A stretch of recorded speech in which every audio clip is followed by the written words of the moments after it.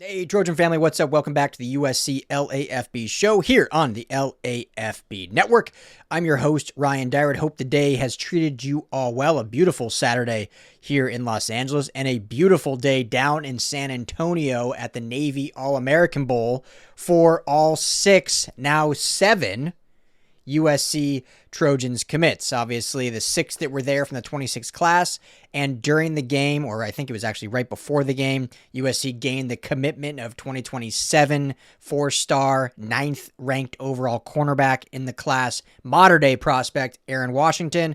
I have a video on that I dropped earlier today after it happened. So you can check that out. I'll put the link below if you want to know any info on Aaron Washington. I've talked about him a bunch before, but just some updates there as they get their first commitment of the 27 class. But the game itself, the week of the leading up to the game, all 6 USC Trojan commits absolutely dominated, stood out. The future is bright. These kids, along with the other 29, I'm bad at math, right? 29 other commitments in this class are showing you how elite these guys are. They're going to have an impact from day one, many of them, most of them. And I've said before, there's times when it's out of necessity, like we saw this year, 2025. Young guys playing kind of out of necessity just because the depth wasn't quite there yet. Injuries, obviously, were a huge factor this season. In 26, you still want to be older. We can talk strategy and stuff like that. Look at Indiana being like the oldest team in college football and just how they're dominating. That certainly plays a factor. And there is, as I've said many times, going to be growing pains with young kids and young players learning kind of on the fly as they're going. But when you look at this class coming in the next year, many of them will not be playing because of necessity. They will be playing because they are just that damn good. And so after the game wrapped up, Rivals dropped their top 10 players, really encompassing the whole week. Obviously, the game was a factor in that, a large factor, but they kind of looked at the entire week that it was. 4 of the top 10, 4 of the 6 USC Trojans in the top 10, which is remarkable and shows you just how good and dynamic this class is. So the number 1 player of the week and the MVP of the All-American Bowl, which is a really highly regarded all-star game. So the best of the best at this. Edge, Luke Wafle. If you watch the game, if you watched any clips, holy cow, this kid is a game wrecker. When you think of Von Miller, when you think of Myles Garrett, when you think of Aiden Hutchinson, when you think of the Bosa brothers, I mean, you can go down the list of like elite edge rushers at the collegiate level and in the pros. And they were just game wreckers. Any snap, any time could take a game over. USC has not had that from a pass rush perspective since Tui Tuipulotu. And I'm not saying anything disrespectful to Tui Tuipulotu, who ended up being a second-round pick and is doing very well for the Chargers. But he doesn't have the pass rush moves and the pure athleticism as someone like a Luke Wafle. Like, he was just a pure outwork you kind of guy and had a good get off from the line of scrimmage and did some really good things. But Luke Wafle has, has the speed, the quickness, the burst, the bend, all of that. When you think of everyone wants to compare him to like Aiden Hutchinson and Bosa's, which I think is a fair comparison. But I really look at like Von Miller. What Von Miller was able to do off the edge through his career at Texas A&M, and then really his elite part of his career with the Broncos. Obviously had a Super Bowl with the Rams as well, and is still trying to play. But I see a lot of Von Miller in what Luke Wafle's able to do. So MVP, he finished this game with 3 sacks, which is a game record for the All-American Bowl. 3 tackles for loss, multiple pressures, and a fumble recovery. I mean, it's just... So he's going to, I've said many times now, I feel like a broken record, but he is going to play quite a bit next year. And so that, again, when you are looking at the transfer portal, and I think many people, and we've talked about other positions and whatnot, but many people are like, man, they could have gotten better at all these X, Y, and Z positions. They went and got a guy like Fisher from Penn State. When you look at the edge position specifically, they got Fisher from Penn State, who is a high upside guy. 30 pressures last year at Penn State. Going to be his 7th year, so that gives you your vet presence. And then you combine that with the return of Crawford and Shelby, and then Luke Wafle as the young buck that's going to push all those guys for playing time, and you have a really solid edge room with those 4 in rotation. Plus, there'll be other guys that'll kind of push. So, yeah, Wafle's a beast. Number 2 on the list, Jaimeon Winfield. Talked about him a ton. He's going to play a lot from the interior spot. He wreaked havoc all week long. Not a single defensive lineman won more reps in one-on-ones during practice, and that carried over to the game. Flashed a lot of dominance and showing that snap timing, burst off the ball, and just overall presence of what he did in the middle of the defensive line. And again, you compare that, it's going to be young, so there's going to still be some mistakes, unfortunately. You don't have the Indiana 25-year-olds on the defensive line, per se. But the pairings of Jade Abasari, Jakeem Stewart, Floyd Boucard, and Jaimeon Winfield, and we have the other kids too, but just specifically about that is a really good rotation, 4-man rotation. It's young.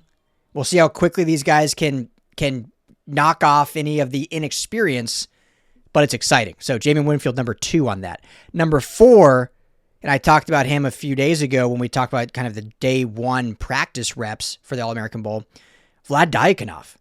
I mean, he is on this offensive line. When you talk about the offensive line recruits for 26, he was one of the most kind of forgotten ones. Obviously Kenai Pepe, elite, 5-star, bookend tackle of the future. Brett Colajay is going to be an absolute difference maker. Could start as a freshman and just has that like moxie and, smash mouth football type of guy. Eason Tafa, I think, is a really, really elite, solid player from Utah. But Vlad Dyakonov flew under the radar. When he committed, it was almost more of a, oh, nice, that's a nice link to get Ryder Lyons because they play together at Folsom. This dude can flat out play. He was the top offensive lineman, period, for the All-American Bowl. Number 4 overall of all players and the best overall offensive lineman for his week in San Antonio, and is probably going to get bigger. 6'6", 275. I believe he says his goal is to get to around 300. So you put on that weight in the USC strength program with Coach Truman Carroll. He's going to be a really good player, and he's going to be one of the, when you talk about like surprise guys, like I don't know if anyone thought going into this year that Justin Tawanuu was going to be starting at right tackle. I don't think anyone thought that Kalen Miller would be like contending for that starting guard spot, and then obviously played spot started because of injuries. I don't think many people thought that Killian O'Connor was going to be your starting center and beat out John Ray Reed. Vlad Dyakonov has that kind of ilk, where it's like when you talk about sleepers, like, whoa, Dyakonov's number 2 in the jet card, or starting as a sophomore kind of thing. So really, really elite player as well. Had a great week. And then the 4th USC to make the top 10 at number 8, wide receiver Kayden Dixon-Wyatt. Just absolutely consistent, a fighter for yards, great with the ball in his hands, and such a smooth route runner. And you can tell guys like him, obviously Bowie Feaster wasn't at the All-American Bowl, Trent Mosley weren't at the bowl, but there's certain guys that you can tell that they're just like, they're ready now. There's a lot of guys that are projections. They're like, hey, this guy's got elite talent. We see it flash, but like, how quickly will it translate to the next level? Kayden Dixon-Wyatt is guy I think was, and again, I know I sound obviously just too positive because these are the USC guys, but I think he was undervalued in terms of, he was the 18th ranked, I believe, wide receiver in the class. I think that was too low. And I think that mainly was because of where he played. At Mater Dei, you got Mark Bowman, number 1 tight end. You got Chris Henry Jr., number 1 receiver. Like, you had elite talent all around you, and so he kind of got knocked down a bit because of that, because he wasn't the number 1 option in that offense. But he is game ready. And so him, I think there's a lot of elite receivers, Trent Mosley, all this, but him and Bowie Feaster are going to compete for game reps from day 1 of spring and fall camp when they all are there. So Kayden Dixon-Wyatt, another really good week. And then not in the top 10. I thought Deshonne Redeaux. We'll just round it out with the last 2. We'll talk quickly here. Deshonne Redeaux, he's a fun player to watch, man. If you didn't watch him at all at Oaks Christian, elite speed.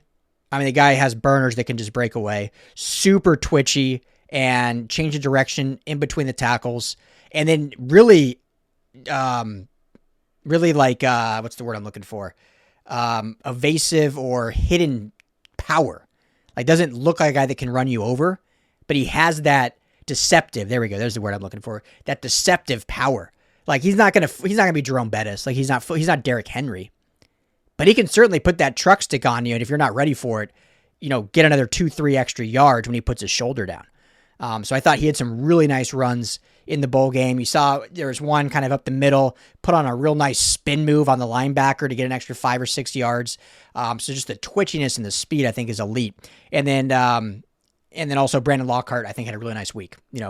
Cornerbacks, it's hard to see as much shine on them unless they get like an interception.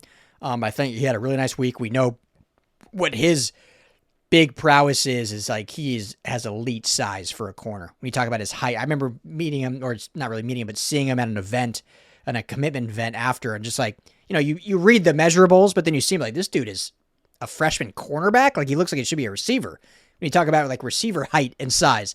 So he has that, which is a real strength to have as a corner if you can compare that with the speed and the ability to really turn your hips and shoulders and, backpedal. That's why a lot of, tall guys don't play corner, because they don't have the athletic ability of backpedaling and being able to, move side to side as well. So, wide receiver, you got frontline speed, you make breaks and stuff, but you're not backpedaling on it.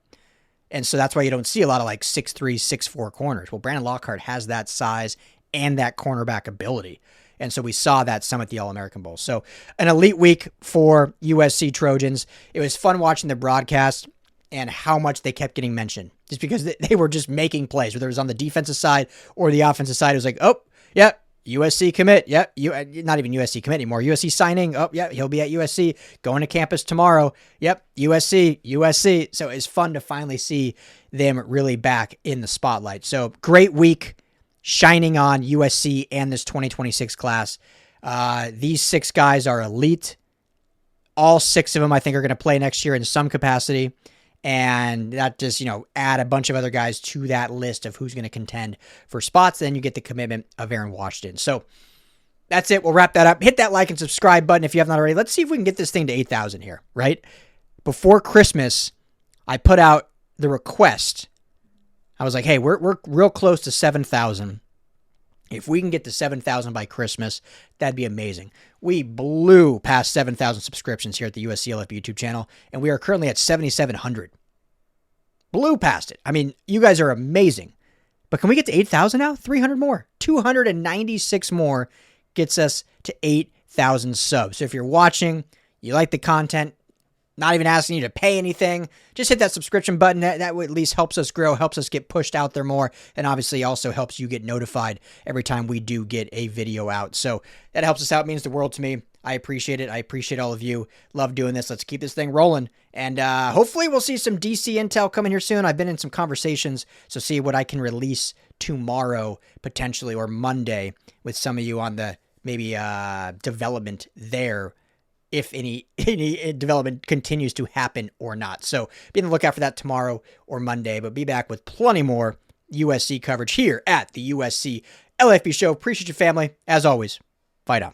Hey, Trojan family, thank you so much for hanging out and watching the USC LAFB Show. Before you go, let me tell you quickly about our friends over at Sleeper. Go right now, download the Sleeper app. It's the #1 sports app, not just for season-long fantasy, but they've got live pickers, they've got live stat updates, they've got a chat that you can chat with other users, plus the daily pick'em, which is a blast, or daily fantasy, whatever you want to call it. You go and pick 2 to 8 players across any sports. If you're talking USC, go choose Jade Mayava in his next matchup. Pick more or less passing yards, more or less touchdowns. You stack those, and you can win real money. When you go to make your first deposit, make sure you use our promo code USCLAFB. You're going to get a match deposit up to $100. Put in $100, you get $100 free to play with from Sleeper. Put in 10, they'll match you that $10. So now you're sitting at 20 to play with. But also right now, for any new users, no deposit required. You get $20 free entry. You can stack both. You can get the $20 for free. Go make a deposit. Use USC LAFB. And now you've got a bunch of free money to play with right there on the Sleeper app. Check it out, Trojan family. And when you do, tell them the guys at the USC LAFB sent you.